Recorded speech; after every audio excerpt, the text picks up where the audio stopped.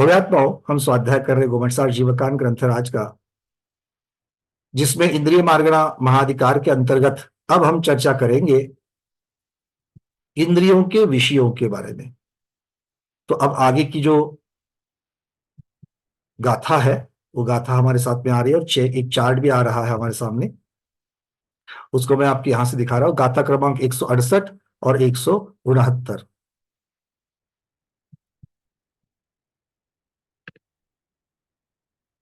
चलिए गाथा की तरफ देख लेंगे। 168 नंबर की गाथा, और हम सब इसका उच्चारण करते हैं। धनुवीसडस धनुवीसडदस यकदी जोयन छादालहीनति सहसा अट्ठसहस्र धनुनम विषया दुगुना असन्नीतिम सन्निस्वार सोदे तिन्नम नवजोयनानि च खुस्स सत्ते ताल सहसा बेसदते सठ्ठि मदीरेया धनु विसडस दशयकदीचो यन चादालहीनति सहसा अट्ट सहस्र धनुनम विषया दुगुना असन्निति सन्निस्वार सोदे तिन्नम नवजोयनानि चक्षुष सत्ते ताल सहसा बेसदते सठ्ठिमसीरेया। क्या कह रहे हैं देखो आचार्य भगवान। सबसे पहले देख लेते हैं, नीचे इसी के ऊपर चार्ट भी बना हुआ है, क्योंकि ये संख्याएं बताई जा रही है, तो उन संख्याओं को शब्द की तरफ देखते हुए हम चार्ट की तरफ भी देखेंगे। ठीक है, तो चलिए अब आचार्य भगवान कैसे इस गाथा का अर्थ करें, देखिए। सबसे पहले कह रहे हैं धनु, मतलब अभी ये जो सारी संख्याएं आएगी उसके आगे जब तक बदलाव नहीं किया जाएगा आचार्य के द्वारा गाथा में, तब तक सारे प्रमाण धनुष्य में लेने हैं। ठीक है, शब्द आ गया धनु, तो सबसे पहले कौन सा है? 20। ठीक है, क्या कह रहे हैं? 20। और आगे शब्द आ गया 20। 20, क्या शब्द आ गया? 20। अब स और बाद में सिर्फ ड दिख रहा है हमको, क्योंकि 20 का स और अड़ का अ दोनों मिलकर के बन गए 20। 20 अड़, तो वहां पर 20 शब्द भी है और 8 शब्द भी है। उसके बाद में है 10, और इनका क्या करना है? कदी। कदी अर्थात वर्ग करना है। एक कदी मतलब वर्ग करना है। क्या करना है इनका? वर्ग करना है। तो किस किस का वर्ग करना है? 20 का वर्ग करना है। कदी का अर्थ होता है कृति, कृति मतलब वर्ग। ठीक है, तो वर्ग किस किस का करना है? तो 20 का, 8 का और 10 का। तो कितना हो जाएगा? 20 का वर्ग कितना आएगा? 400। और किस में आएगा? ये धनुष्य में आएगा। तो सबसे पहले कह रहे हैं 400 धनुष्य, फिर कह रहे हैं 64 धनुष्य, और फिर कह रहे हैं 100 धनुष्य। ठीक है, बातें समझ में आ रही है? हाँ, अभी किसके साथ में लगाना हो बाद में देखेंगे, पहले इसको तो समझ लो। फिर आगे कह रहे हैं जोयन अर्थात योजन, कितना? छादाल हीनति सहसा। छादाल का अर्थ होता है 46। छादाल का अर्थ क्या होता है? 46। और हीन मतलब कम करना, किसमें से? 3 सहस्र, 3000 में से 46 कम। तो 46 कम 3000 कितना हो जाएगा? 2954। ठीक है, किंतु ये आएगा योजन में। आचार्य भगवान इसको योजन में कह रहे हैं। ठीक है, फिर आगे क्या कह रहे हैं? 8 सहस्र धनुनम, 8000 धनुष्य। ये धनुष्य में आ गया। और आगे क्या कह रहे हैं? विषया दुगुना असन्निति। अब ये कह रहे हैं कि ये सारे जो विषय है, वो विषय कहां तक लेके जाना है? असन्निति, असन्नी जीवों तक लेके जाना है। और कैसे लेके जाना है? दुगुने दुगुने दुगुने करते हुए लेके जाना है। ठीक है, कहां तक बता दिया उन्होंने? 3 इंद्रियों की अपेक्षा से पहले बता दिया, और असन्नी पंचेंद्रिय तक बनाते बनाते दुगुने दुगुने करते जाना करके बताया। अब देखिए इसको चार्ट में कैसे लिया है। तो सबसे पहले ऊपर से हम लोगों ने इंद्रिय वाले जीवों की नाम लिखे हुए हैं। एकेंद्रिय, द्विंद्रिय, त्रिइंद्रिय, चतुरेंद्रिय और पंचेंद्रिय के 2 भाग। क्यों? क्योंकि आचार्य भगवान असन्नी कह रहे हैं, मतलब यहां पर उन्होंने पंचेंद्रिय के भेद कर दिए। असन्नी पंचेंद्रिय और सैनी पंचेंद्रिय ऐसे भेद कर दिए। और एक साइड में खड़े में क्या लिख दिए, स्पर्शन इंद्रिय, रसना इंद्रिय, घ्राण इंद्रिय, चक्षु इंद्रिय, श्रोत्र इंद्रिय। क्यों? क्योंकि इसके पहले की गाथा में इंद्रियों के इसी प्रकार से क्रम लगाए थे।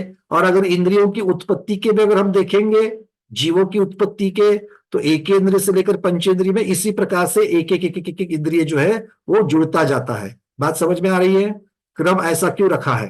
अब सबसे पहले कह दिया धनु 20 कदी, मतलब 20 की कृति, 20 का वर्ग, 400 धनुष किसको लगाएंगे? स्पर्शनीय इंद्रिय जो एक ही इंद्रिय के पास होती है। ठीक है। अच्छा, उसके बाद में रसना इंद्रिय, क्योंकि ये विषय की अपेक्षा से चल रहा है, तो रसना इंद्रिय के विषय का 64 धनुष, और रसना इंद्रिय किसके पास से शुरू हो जाएगा? द्विइंद्रिय के पास से शुरू हो जाएगा।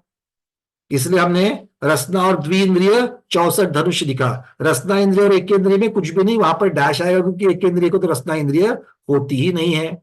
फिर घ्राणेन्द्रिय त्रिइंद्रिय प्राणी से चालू होती है, तो 3 इंद्रिय में 10 का वर्ग 100 धनुष, वो वहां पर लिख दिया।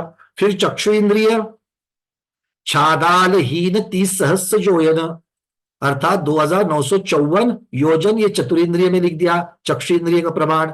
और असन्नी पंचेंद्रिय में, अब ये इतना ही बताया था इन्होंने, कहां तक? 2954 तक ये बताया था, है ना। इसके आगे और क्या कहा था? 8 सहस्र धनुनम, 8000 धनुष, विषया दुगुना असन्निति, मतलब 8000 धनुष ये असंगी पंचेंद्रिय को लगा लेना, और बाकी के विषय जितने बताए गए थे उनको दुगुना दुगुना दुगुना असंगी पंचेंद्रिय तक लगा देना। मतलब क्या हुआ कि स्पर्शन का जो 400 इंद्रिय, 400 धनुष था, वो दुगुना होकर के द्विइंद्रिय के पास आया, उससे दुगुना त्रिइंद्रिय के पास आया, उससे दुगुना चतुरिंद्रिय के पास आया, और उससे दुगुना असंगी पंचेंद्रिय के पास आ गया। किसका? स्पर्शनेन्द्रिय का ही आ गया। तो स्पर्शनेन्द्रिय का विषय प्रत्येक प्राणी में असंगी पंचेंद्रिय तक दुगुना दुगुना दुगुना होते गया। क्लियर है? अब ऐसे ही रसना इंद्रिय का करो। रसना इंद्रिय की शुरुआत 64 धनुष से हो गई, तो फिर द्विइंद्रिय से त्रिइंद्रिय दुगुने 128 धनुष, फिर चतुरिंद्रिय में 256 धनुष, और असंगी पंचेंद्रिय तक जाना है 512 धनुष। अभी तक हमें संख्य पंचेंद्रिय की बात नहीं कही है, ये असंगी तक ही उन्होंने बताया है। ठीक है। फिर घ्राणेन्द्रिय का शुरुआत कहां से हो गई? 100 धनुष से, उसका डबल 200 धनुष चतुरेंद्रिय में, और असंगियों में 400 धनुष, दुगुना दुगुना दुगुना होते गया। चक्षु इंद्रिय 2954 योजन, और असंगी पंचेंद्रिय में 5908 योजन तक देख सकते हैं।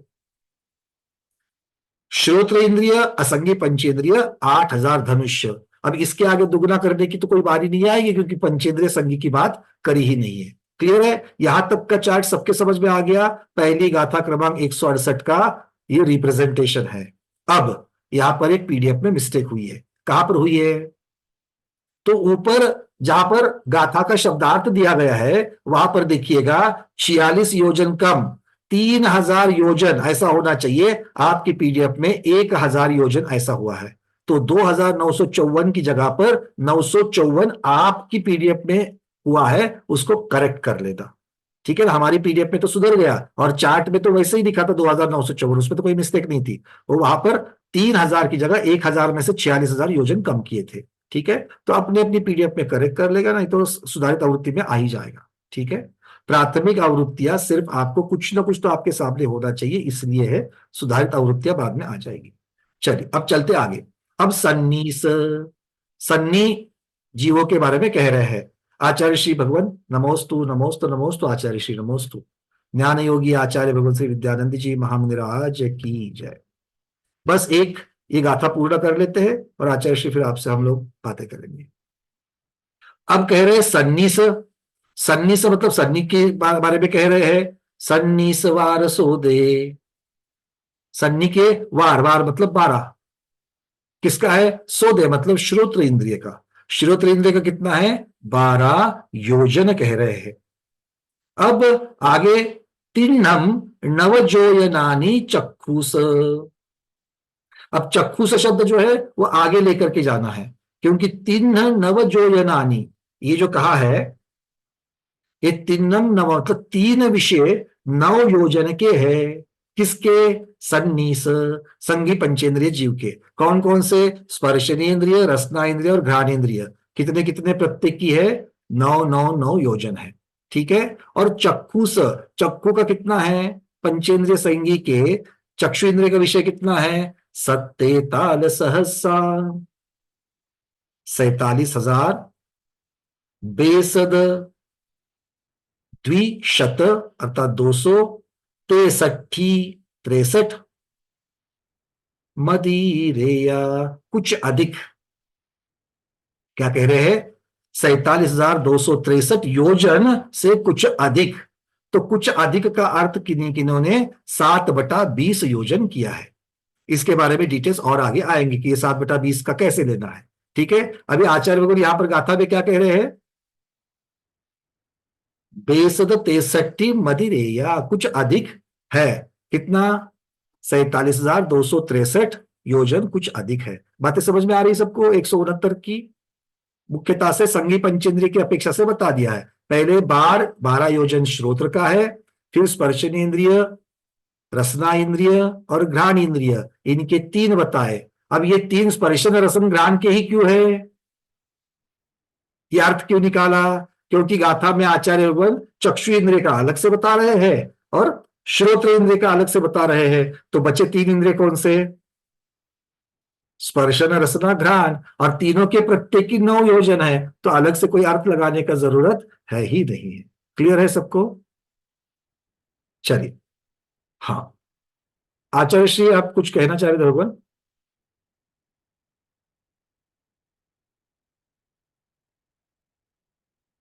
आचार्य श्री मेरी आवाज पहुंच रही है? चलिए, आएंगे आचार्य श्री तो हम हमसे बात हो जाएगी।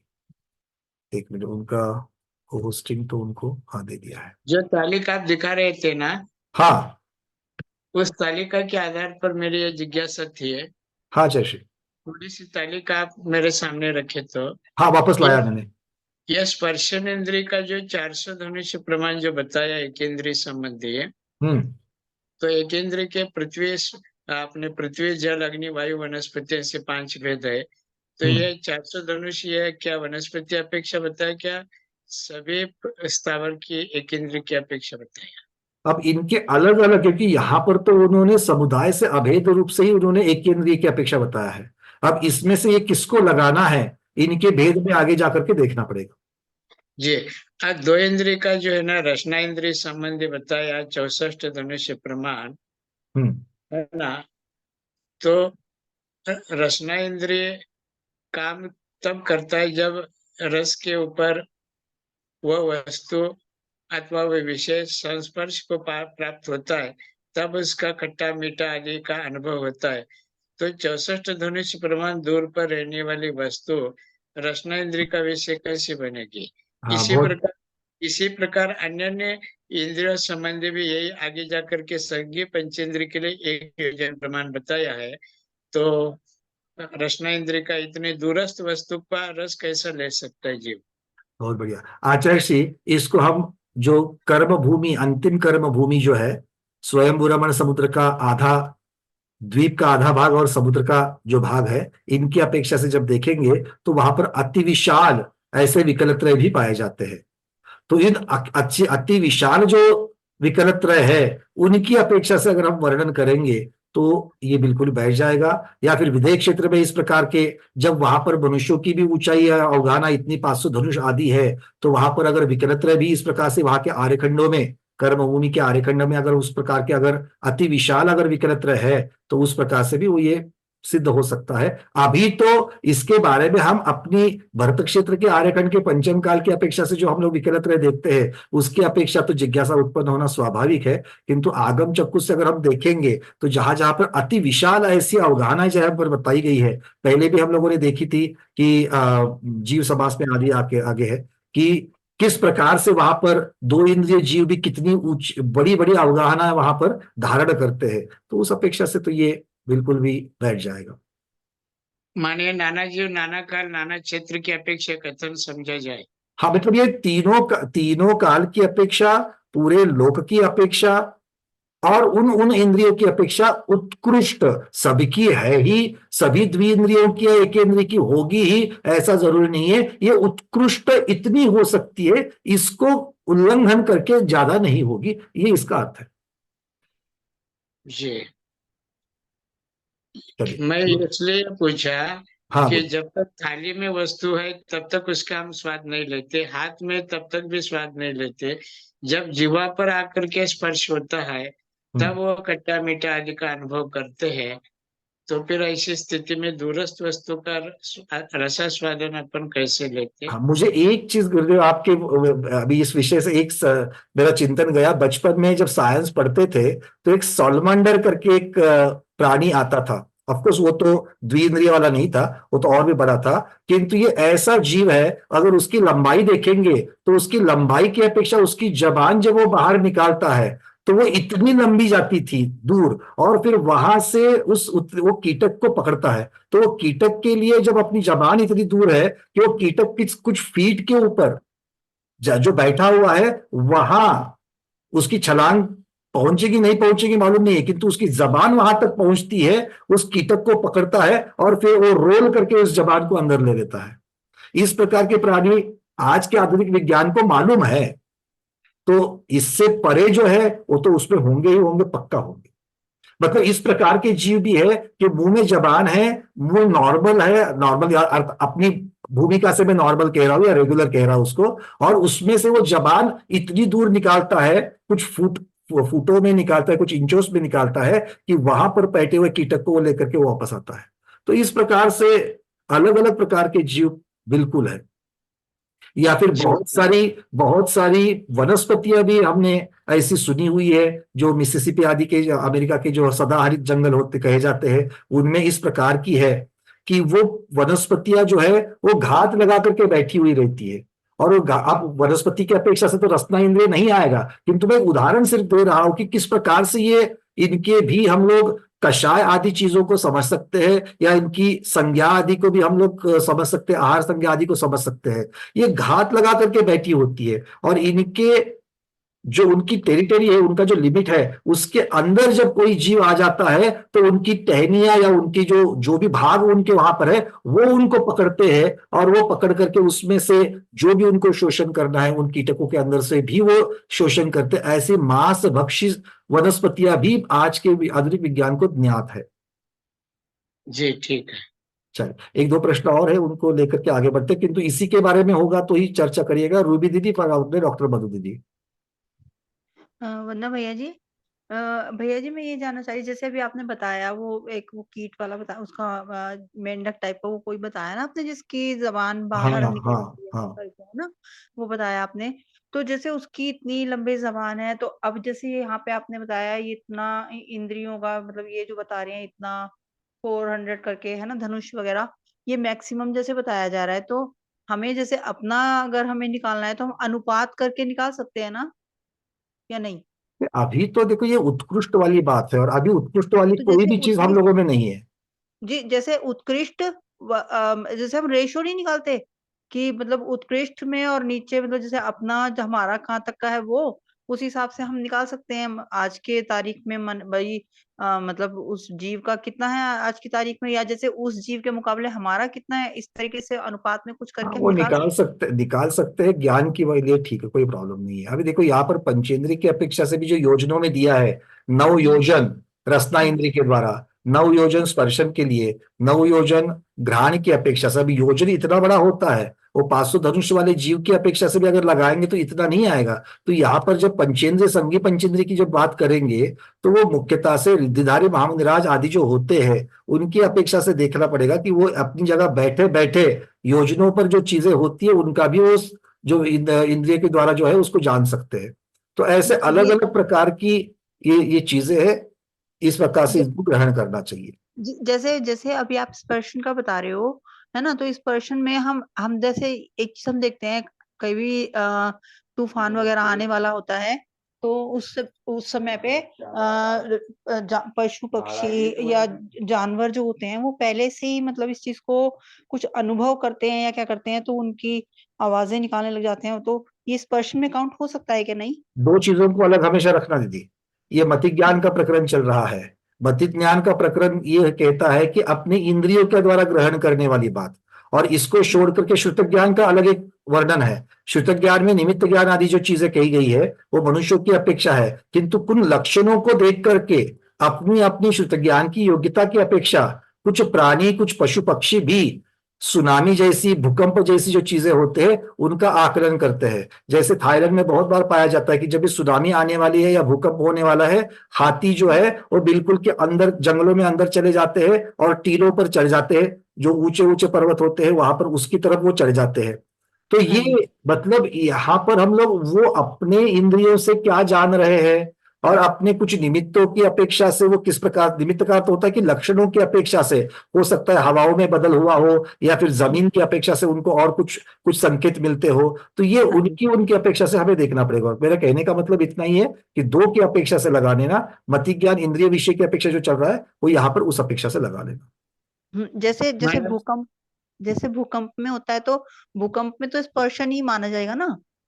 अब जैसे हाँ, भूकंप अगर ये इंद्रियों से आ रहा है तो, अगर मान कई लो बार ऐसा कई भूकंप, अगर मान लो भूकंप होने से पहले किस हाँ प्रकार की हवा चल रही है, या फिर कोई देख करके कि किस प्रकार की लहरें उठ रही है, अगर उससे उनको कुछ ज्ञान हो रहा है, तो ये इंद्रियों के द्वारा कुछ चीजों को देखकर उस विषय को ग्रहण करके अनुमान लगाना, ये अनुमान लगाने वाली बात अलग है और यहाँ पर साक्षात विषय को ग्रहण करने वाली बात है। तो ये दो चीजों के बीच में थोड़ी सी सूक्ष्म रेखा है, उसको हमें हाँ ध्यान जी में भैया, मैं संतुलित करना पड़ेगा। ये अपनी इंसानों की नहीं बता रही मैं, तो यहाँ हमारे यहाँ पे ना ऐसा होता है, जैसे मैंने बहुत बार नोटिस किया है कि जैसे भूकंप आने वाला था या जैसे कुछ भी आने वाला था आप स्पेसिफिक तो कह रही हो, सुनिए, आप स्पेसिफिक कह रही हो, मैं आपको दोनों चीजें बता रहा हूं। हाँ जी, नहीं आप जो पशु कह रही पक्षियों है का वो बता तो रही है हूँ मैं ही तो। है, आप जो कह रही है वो तो है ही है, इंद्रियों के हाँ द्वारा जी, भी होता है, किंतु सारी चीजें इंद्रियों के द्वारा होती है ऐसा ग्रहण ना करे, बस मेरा कहना इतना ही है। हाँ हाँ हाँ हाँ, ये ठीक बात है, सही। हाँ चलिए। जी भैया, जय जय। डॉक्टर मधु दीदी। नमोस्तु महर्षि। वंदना भैया जी। भैया जी, मैंने कहीं पे पढ़ा था रसना इंद्री के बारे में, जो अभी आचार्य श्री बोल रहे थे ना, उसके कंसर्निंग था ये, कि विशिष्ट जाति के क्षयोपशम से ये पॉसिबल है कि विदाउट टेस्टिंग ऑल्सो कुछ जीव होते हैं जिन्हें उनकी इंद्री इतनी डेवलप होती है कि उन्हें उस इंद्री का उपयोग बहुत दूरी तक वो कर सकते हैं, और जो लिमिट यहाँ दी है 9 योजन की, उससे भी ज्यादा वो कर सकते हैं, और उन्हें अप्राप्यकारी बोलते हैं। ये विषय टोटली अलग है, क्योंकि ये अप्राप्यकारी का वाला विषय जो है वो और भी आगे आएगा, क्योंकि जो देखो, अप्राप्यकारी का अर्थ होता है कि छूकर जानना है, या बिना बिना छुए जानना। जी। हाँ, पंकज जी, इंद्रिया, कोई इंद्रिया ऐसी होती है, एक एक मिनट चाहिए, कोई इंद्रिया ऐसी होती है जो आगे चल करके विषय आएगा, ये कोई इंद्रिया ऐसी होती है कि छू करके जानती है, और कुछ जो है वो बिना छुए जानती है, छूने से नहीं जान सकती। जैसे आंखें है, आंखें अपने विषय को छू करके नहीं जानती है। अगर आप मान लो ये उंगली मुझे देखनी है और इस उंगली को मैं आंखों को अगर छू लूंगा तो आंख देख ही नहीं पाएगी। जैसे मैं सामने वाली बिल्डिंग देख पाऊंगा, तो मैं बिना छुए, मेरी आंख उसको छू नहीं रही है। तो ऐसे कुछ विषय होते हैं, ये विषय टोटली हम लोग अलग रखेंगे, अप्राप्यकारी वगैरह जो है अलग रखेंगे, विषय क्षयोपशम की अपेक्षा से जो होने वाला है उसको अलग रखेंगे। यहां पर जो विषय चल रहा है वो मति ज्ञान की अपेक्षा, और मति ज्ञान में विशुद्धि भावेंद्रिय की अपेक्षा से क्षयोपशम वाली चीज तो वहां पर है ही है। तो इनको सबको साथ में रख करके कहना है। आचार्य जी कुछ कह रहे हैं आप? हाँ, मैं इतना आपके चार्ट से मुझे इतना समझ में आ गया, जैसे जैसे इंद्रियों का विकास होता है वैसे वैसे भावेंद्रियों का विकास हुआ है, अथवा भावेंद्रियों के विकास के साथ साथ नामकर्म के उदय अनुसार वो इंद्रिया डेवलप होती है।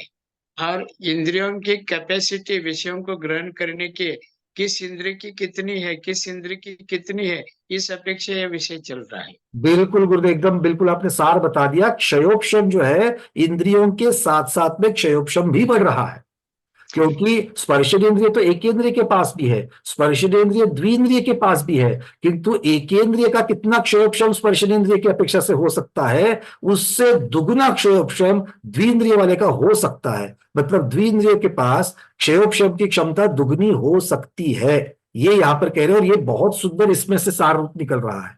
इसकी तरफ माने आपका ध्यान जाना चाहिए। माने इसका निष्कर्ष ये निकला, लब्धि जिस प्रकार होती है उस अनुपात में उपयोग होता है। बिल्कुल, क्योंकि लब्धि के बिना उपयोग किस में लगाएंगे? उपयोग तो लब्धि में भी लगाना पड़ेगा। और ये जो चार्ट अथवा ये विषय चल रहा है, ये भावेंद्र की अपेक्षा चल रहा है।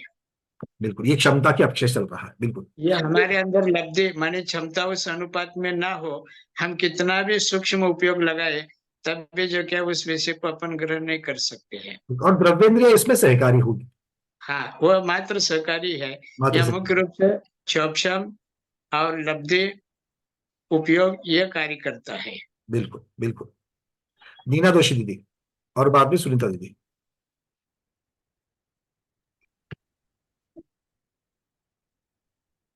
अनम्यूट किया है भैया जी। हाँ, हो गया, बोलिए भैया जी, आवाज आ रही है? दीदी, आ रही है, बोलिए।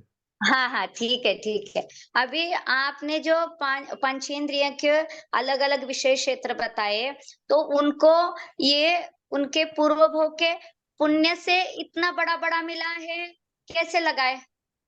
दोनों चीजें हैं, कुछ इनका पुरुषार्थ भी होगा, कुछ इनका पुण्य भी होगा, क्योंकि कर्म का क्षयोपशम, कर्म का क्षयोपशम किसके ऊपर डिपेंड है? विशुद्धि के ऊपर है। तो हाँ विशुद्धि दो चीजों से हो सकती है, उनका पुण्य पुण्य कर्म वर्गना जो है वो पुण्य वर्गना उपयोग में आ रही है, और बाह्य निमित्त तो सहकारी मिल रहा है, तो इसकी अपेक्षा से होगा। अगर बाह्य निमित्त प्रतिकूल मिल जावे तो विशुद्धि कम हो सकती है, क्योंकि हम चर्चा सिर्फ मन वालों की नहीं कर रहे, बिना मन वालों की भी कर रहे हैं।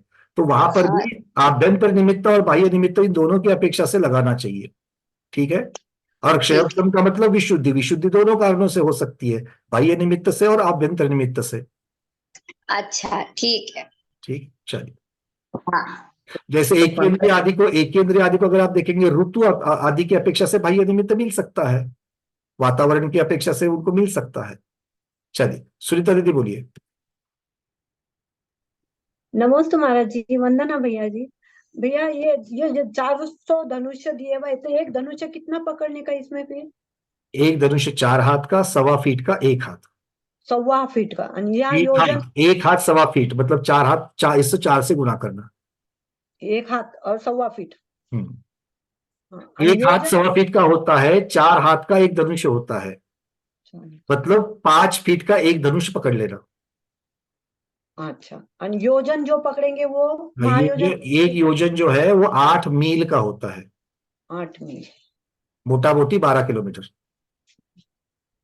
ठीक है भैया, वंदना भैया जी। चलिए, प्रभु जी आपका प्रश्न। ये कह रहा था कि जैसे स्पर्शन इंद्रिय का बताया, तो ये तो जो बॉडी का अवगाहन है उससे दूर की बात हो गई ना। मतलब 6400 अगर हम ये बात कर रहे हैं, तो जो स्पर्शन, जो द्रव्य स्पर्शन, द्रव्य में उसके बॉडी से जो स्पर्शन की बात कर रहे हैं, तो वो तो उससे दूर होगा, उतना दूर होगा, मतलब उसका छूने का तो प्रश्न ही नहीं हुआ। नहीं नहीं नहीं, स्पर्श करके या बिना स्पर्श करके, कोई इंद्रिया जो है बिना स्पर्श करके और स्पर्श करके दोनों से भी वो जानती है। ठीक है, नहीं जैसे वो तो मान लो घ्राण इंद्रिय है, घ्राण इंद्रिय अगर है, तो घ्राण इंद्रिय में बहुत बार होता है कि हम लोग मार्केट से जा रहे हैं, तो फल के हमें खुशबू आ जाती है फलों की, तो अब वहां पर तो वो तो इस प्रकार से चिपक कर तो नहीं चल रही है दूर से, किंतु अगर हम देखेंगे तो चिपके हुए भी है। क्यों? क्योंकि गंध के परमाणु जो है वो घ्राण इंद्रिय को आकर के टकरा रहे हैं। नहीं, लेकिन स्पर्शन में तो वो बात नहीं हो सकती। स्पर्शन में तो मेरा मतलब बॉडी अगर कितनी भी बड़ी हो, कितना भी बड़ा अवगाहन हो, तो जो जो ये लिमिट दी है, ये उसके बाहर की लिमिट है ना, बॉडी से तो मतलब नहीं है ना उसका। नहीं, स्पर्शनेंद्रिय के लिए देखिए, अगर स्पर्शनेंद्रिय की अपेक्षा से देखेंगे कि 400 धनुष का जानता है एकेंद्रिय, तो हाँ, तो एकेंद्रिय को वहां से दोनों चीज की अपेक्षा से देखेंगे, क्योंकि स्पर्शनेंद्रिय भी दोनों अपेक्षा से जानेगा, छू करके भी जानेगा और हाँ, वो बिना तो छुए भी जानेगा। अब बिना ऊपर छुए में तो की लिमिट होगी अपेक्षा से, नहीं। जैसे मान लो कोई ताप है, कोई ताप मतलब जो फिजिकल पुद्गल ही आगा, उष्णता को भी पुद्गल माना है। पुद्गल उष्णता मतलब प्रकाश आदि चीजों को भी, तो उष्णता को भी अगर पुद्गल माना है, हाँ, तो तो उसकी इसमें घट अपेक्षा जाएगा, से इसमें घट जाएगा, मतलब हाँ, मतलब इसमें जो है, टकरा इसमें करके, घट सकता, हाँ ठीक है ना। बिल्कुल, इसमें इस पर आप सही कहा आपने, मतलब इसमें ताप में घट जाएगा, ताप में जो है वो क्योंकि जो उसको। पुद्गल की अपेक्षा से है वो पुद्गल की अपेक्षा से देना। अब ये देखो, इस बहुत सारा इसका विस्तार, जितना विस्तार यहाँ पर किया गया है उतना, क्योंकि बहुत बार हम लोग जो है अपने पास में आधुनिक विज्ञान के द्वारा वाला जो ज्ञान है वो भी है, और हमारे मति शुद्ध ज्ञान में वो वाली चीज भी है। इसलिए हम लोग जब अधिगम से जो हम लोग आगम की बातें लेते हैं, तो हम लोग बहुत बार उसको अप्लाई करते रहे, स्वाभाविक है, किंतु हमको खुद को लिमिट करना चाहिए कि आगम में जितना दिया गया है, अपने बुद्धि में हमको हमेशा दो विभाग करने हैं। आगम ने जितना दिया है, आगम के शब्द जितने हैं और आगम में जितना विस्तार किया गया है, उतना ही हम आगम की अपेक्षा आज्ञा सम्यक्त से ले लेंगे। इसके आगे वाले जो तर्क है उसको कहीं ना कहीं तो सीमित करना चाहिए। अगर हम उसको सीमित नहीं करेंगे तो आधुनिक विज्ञान जो परफेक्ट होना ही चाहिए ऐसे कोई जरूरत नहीं है। तो बहुत सारी चीजें जो है वो हमारी धारणा में गलत हो सकती है, तो उससे हम लोग गलत की तरफ जा सकते हैं। इसीलिए बहुत सारा तर्कड़ा की तरफ हमें नहीं चलना है। ठीक है, मेरा मतलब थोड़ा सा जैसे अगर सूर्य का ताप हमें फील हो रहा है तो सूर्य तो बहुत दूर है, लेकिन हमें फील तो अब मैं बस इसी के ऊपर आने वाला था, बिल्कुल, क्योंकि फिर वो नवयोजन यहाँ पर लगाया है। अब नवयोजन से तो वो कोसों दूर है। वही। तो इसीलिए हर एक जगह पर, इसीलिए मैं कह रहा हूं कि आगम के परिप्रेक्ष्य में जितना उपलब्ध दिया है उतना ही देंगे, क्योंकि हम लोग, अब क्या हो रहा है, 400 धनुष को कैसे स्वीकार करे, किंतु स्वीकार कौन करेगा? ये अभी जैसे आचार्य श्री ने क्या लगाया, लब्धि की अपेक्षा वाला ये सारा उपयोग है। हमारी लब्धि, हमारे ज्ञान का वो विषय कितना है, तो हमारा ज्ञान का विषय यहाँ पर शुद्ध ज्ञान की अपेक्षा से हमारे पास लब्धि जितनी है हम उतना ही ग्रहण कर सकते हैं जी।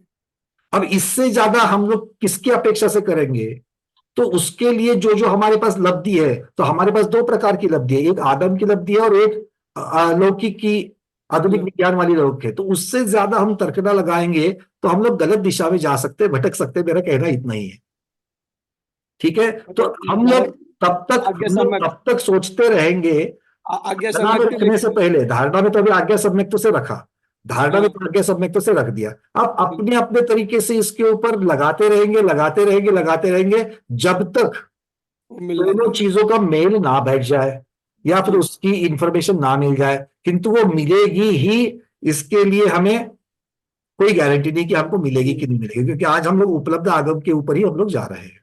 ठीक है, जैसे जैसे विषय आएंगे, अलग अलग ग्रंथों में भी जब आएंगे, उसकी अपेक्षा से हम लोग इसके ऊपर और प्रकाश डालते जाएंगे। बिल्कुल सही।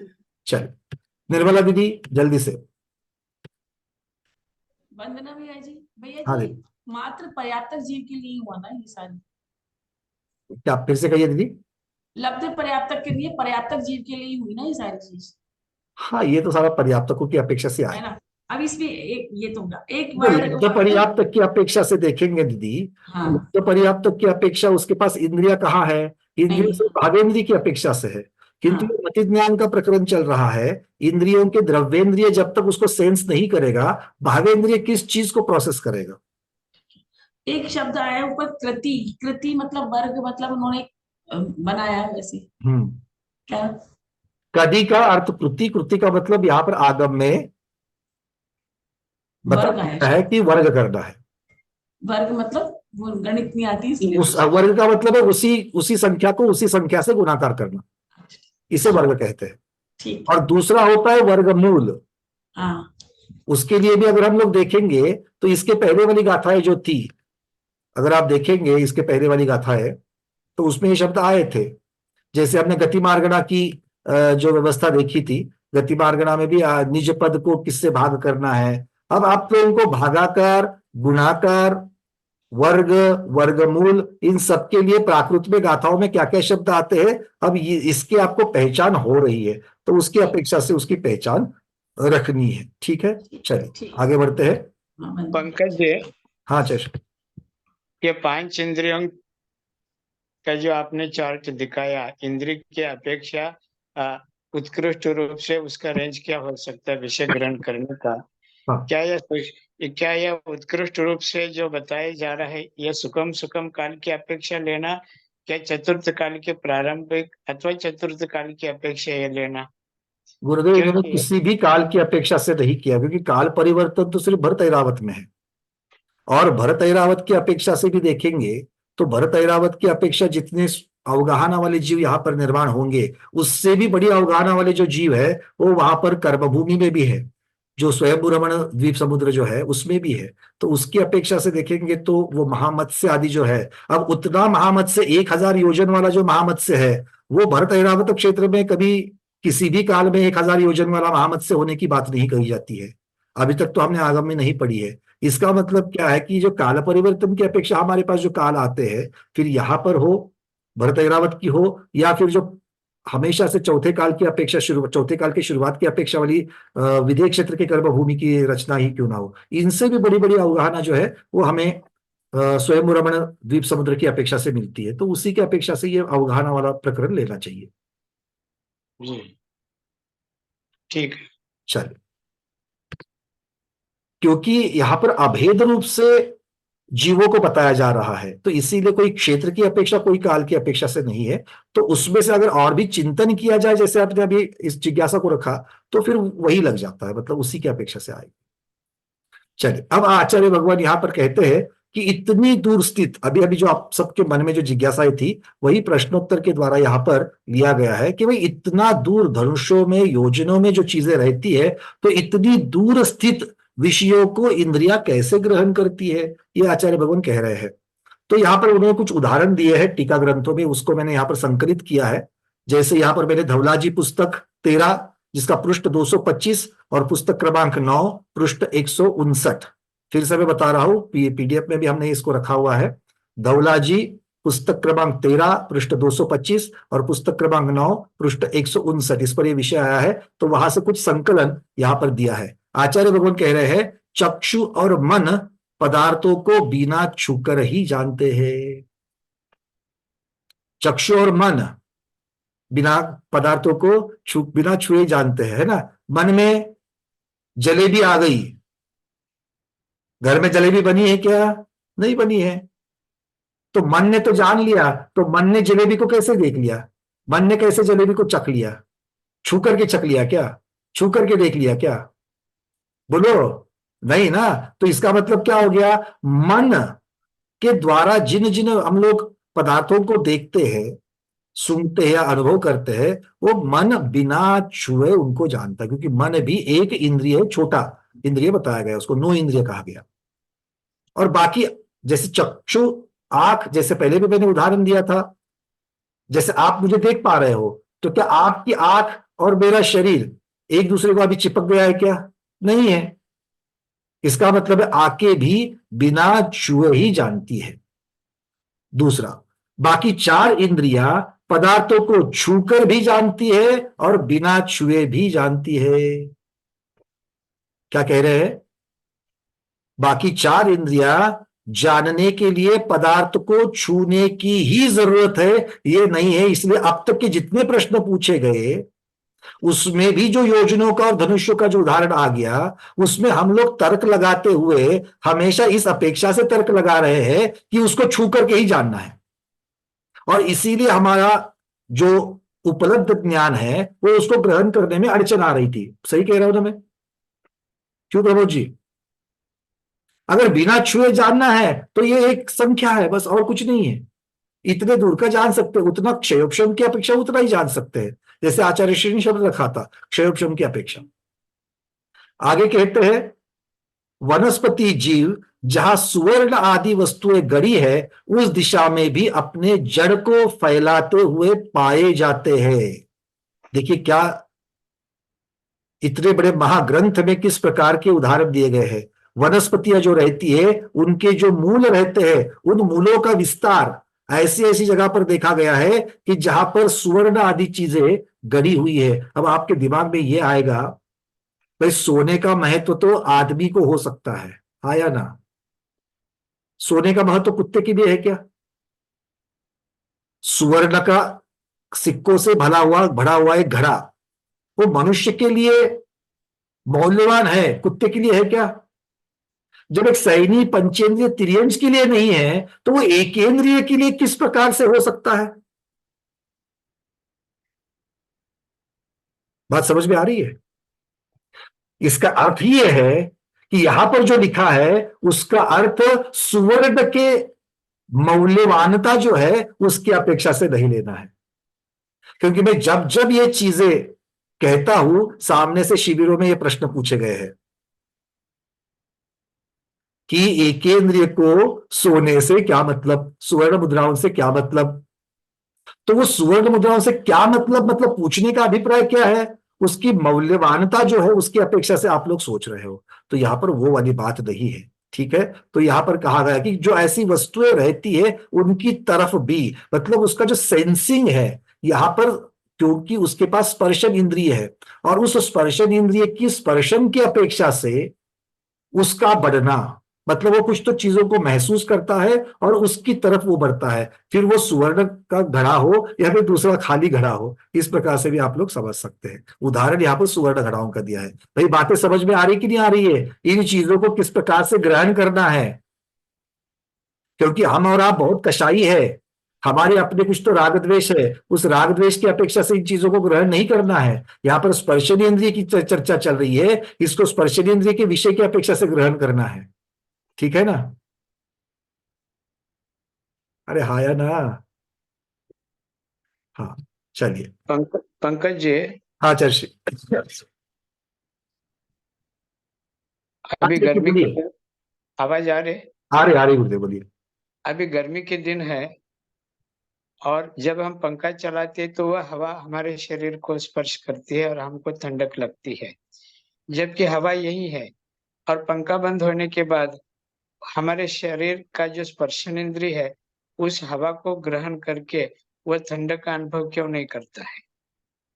देखिए, अब बहुत सुंदर प्रश्न है आचार्य जी यहाँ पर। देखिए, पंखा चलने पर हुआ क्या और पंखा जब नहीं चल रहा है तब क्या हो रहा है? पंखा चलने पर दो चीजें हो रही है। एक, वहां के जो पुद्गल वायु के जो परमाणु है, उसके जो स्कंद है, उनमें गति की निर्माणता हो गई और वो गति की निर्माण की अपेक्षा से वो आकर के मेरे स्पर्शनेंद्रिय के ऊपर वो टकरा रहे हैं। अब टकरा रहे हैं, मैं यहां पर प्रेशर की अपेक्षा से कह रहा हूं, दबाव की अपेक्षा से कह रहा हूं, क्योंकि दबाव ये एक पैरामीटर हो गया। और दूसरा, उससे पहले जो रूम टेम्परेचर की अपेक्षा से जो तापमान था, उस तापमान में थोड़ी सी गिरावट आ गई क्योंकि उस हलचल की वजह से।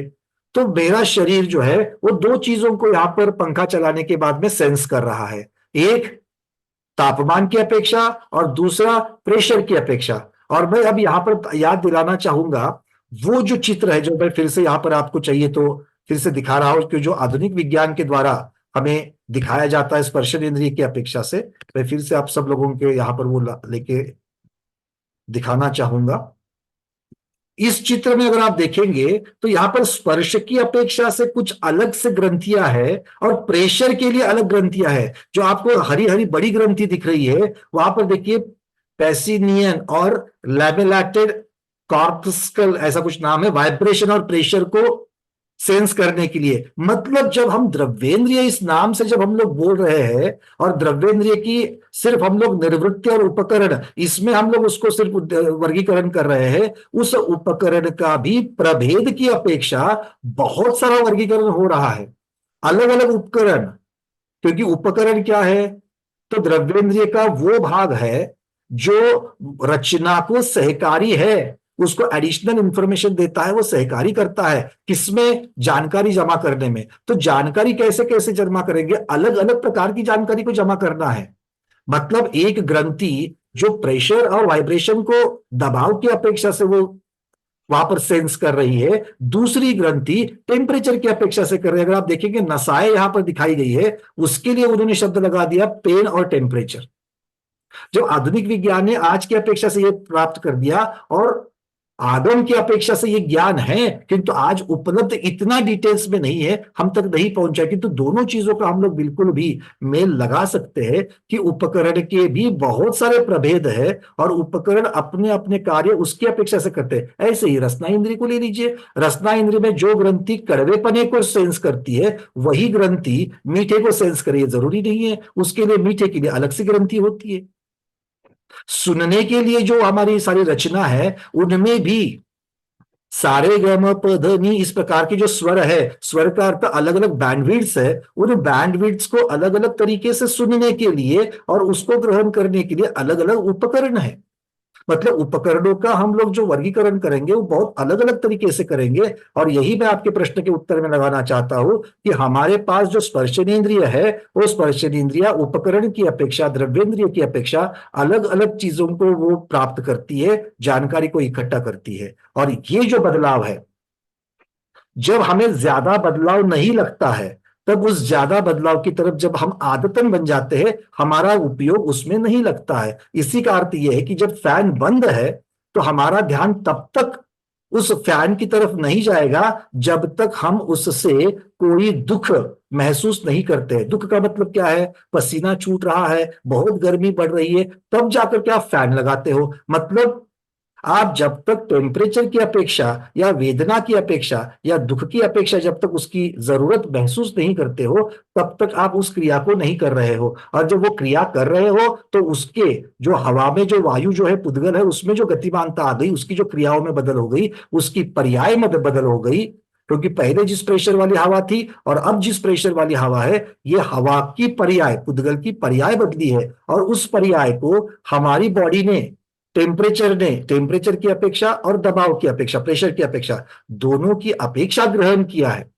और ये ग्रहण करने की अपेक्षा से फिर, हाँ भैया हवा तो लग रही है मतलब फैन चल रहा है, और कितना कम टेम्परेचर हो गया, इसकी अपेक्षा से लोग राहत महसूस करेंगे, या तो नहीं तो ये भी कहेंगे अरे फैन लगाने से भी कुछ फायदा नहीं होता। क्यों? क्योंकि उससे जो अपेक्षा थी टेम्परेचर कम होने की, वो हमारी द्रव्येंद्रिया कह रही है कि उतना टेम्परेचर कम नहीं हुआ। मैं जिस दुख के लिए, दुख से इजाद पाने के लिए मैंने फैन लगाया था, उतना मैं उस दुख से इजाद नहीं पाया हूं, मुझे सॉल्यूशन नहीं मिला है। तो इसकी अपेक्षा से अगर हम इसका पूरा एनालिसिस करेंगे कि हमने किस प्रकार से द्रव्येंद्रिय के द्वारा और भावेंद्रिय के द्वारा इन चीजों को ग्रहण किया और उसके ऊपर रिएक्ट कैसे किया, फिर से अपने राग द्वेष की अपेक्षा से किया, तो मेरे ख्याल से ये सारी चीजें समझ में आ जाएगी। जी ठीक है भाई बाकी लोगों को समझ में आ रही है क्या बात? देखो कितना सुंदर प्रश्न की वजह से इस प्रकार का एनालिसिस हम लोग कर सकते हैं। टेक्निकल एनालिसिस हो जाएगा, आगम के परिप्रेक्ष्य में टेक्निकल एनालिसिस हो जाएगा। ये समझ में आ रही है बातें? और ये जो अंश है वीडियो के, ये आप अपने नई पीढ़ी को दिखाइए कि हमारा आगम, हमारा जैन धर्म, हमारे आचार्यों की सोच कितनी शास्त्रीय है, कितनी टेक्निकल है। इस चीज के ये नमूने हैं। बातें समझ में आ रही है क्या? अरे हाँ तो बोलो। हाँ ठीक है, चलिए बस थोड़ा सा और विषय आगे बढ़ेंगे। हाँ महाराज जी। इंद्रियों की कैपेसिटी के और भावेंद्रिय के अनुरूप विषय वस्तु को ग्रहण करने की चर्चा अभी चल रही है, तो मैं ये भी जानना चाह रहा हूँ कि कुछ ऐसे रिद्धि संपन्न मुनिराज है, वो स्पर्शन इंद्रिय से लेकर रसना इंद्रिय, श्रोत्र इंद्रिय, सारे विषयों को अपने तपस्या के माध्यम से ये इसी स्वरूप में विषयों को ग्रहण करते हैं। ये कौन सी क्या रिद्धि कही जाए? माने तप के द्वारा इस क्षमता को अपन बढ़ा सकते हैं, ऐसा आचार्यों का कहने का तात्पर्य है क्या? विशेष करके यतिवृषभाचार्य ने तिलोपन्नति में इस ग्रंथ का वर्णन किया है। आचार्य जी आपका आवाज नहीं आ रहा है। क्या तप के द्वारा भी अपनी क्षमता को, अपन इंद्रियों की क्षमता को, विषयों को ग्रहण करने की क्षमता को अपन बढ़ा सकते हैं क्या? बिल्कुल गुरुदेव, आपने जो कहा बिल्कुल यही चीज से सिद्ध होती है। एक दो उदाहरण देता हूं मैं। गणधर भगवान का उदाहरण सबसे पहले है कि भगवान की दिव्य ध्वनि की जो बीज पद उसके अंदर है, दिव्य ध्वनि के, उन बीज पदों को लेकर अपनी रिद्धि के द्वारा, बुद्धि रिद्धि के द्वारा, ज्ञान के द्वारा, अतीन्द्रिय ज्ञान के द्वारा वो उसका विस्तार करके द्वादशांग की रचना करते हैं। वैसे ही हमारे यहां पर भी, वैसे ही मतलब एक सिर्फ उदाहरण के लिए लेने के लिए, आज एक लोक में कहावत है, मराठी में हम कहते हैं तो से ताक भात समझ जाना। मतलब आपने एक चीज कह ली और उससे सामने वाले को पता चल जाता है कि आपको कहना क्या है। बस बिल्कुल छोटी सी चीज आपने कही तो अक्षर से आपको ताक भात कहना है। ताक का मतलब होता है तक्र, तक मतलब ये एक कहावत है। आपके यहाँ पर भी अपने अपनी बोली भाषा में इस प्रकार की कहावतें होगी कि इतने से बड़ी चीज समझ में आना। अब ये किसी किसी की खासियत होती है कि सामने वाले ने पूरा पूछा नहीं, सामने वाले ने पूरा कथन नहीं किया, तो भी उसने उस विषय के आशय को पकड़ करके उसको समझ लिया। हम लोग ऐसे व्यक्ति को बुद्धिमान कहते हैं। अब यही बात हम मति ज्ञान को भी लगाते हैं, द्रव्येंद्रिय को भी लगाते हैं। एक है कि द्रव्येंद्रिय ने 100% इंफॉर्मेशन लाने के बाद, जो कि तो लाने के बाद, उसके बाद ही लब्धि और उपयोग, उसको प्रोसेस करके, उसका इंटरप्रिटेशन करके उसको समझते हैं।